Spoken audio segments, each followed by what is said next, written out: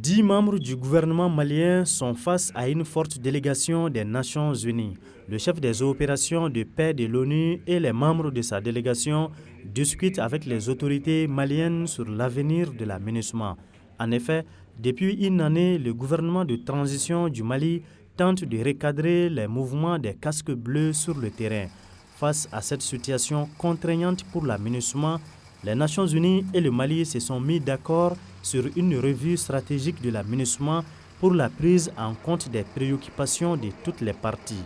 Pour le chef de la diplomatie malienne, la sécurité des Maliens est la plus grande attente des autorités du Mali.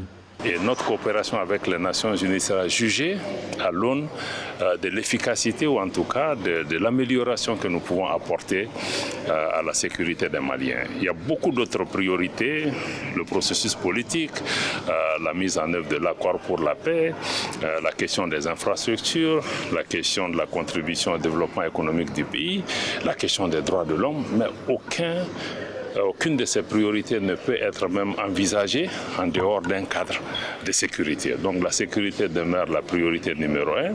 Cette revue stratégique de la MINUSMA se tient à un moment où plusieurs pays contributeurs tournent le dos à la mission de paix de l'ONU au Mali.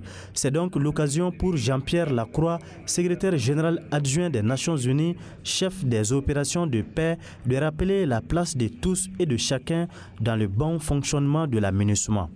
Nous avons besoin de marcher sur deux jambes. Donc, la première jambe, c'est l'appui et la bonne coordination et la bonne synergie avec l'État hôte, le Mali.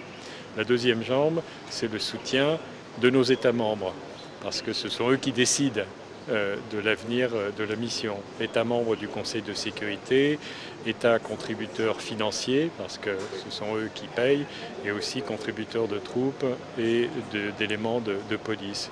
Donc il faut que nous travaillions ensemble pour que ces deux jambes soient fortes, musclées et opérationnelles. Le Conseil de sécurité de l'ONU doit se réunir en janvier prochain pour adopter la nouvelle stratégie de la MINUSMA. En attendant cette réunion de haut niveau, des pays comme la Côte d'Ivoire, le Bénin et le Royaume-Uni annoncent le retrait de leurs contingents. L'Égypte, avec ses 1035 casques bleus, soit le plus important contingent, annonce également son retrait. Malick Diallo, Bamako pour CGTN français.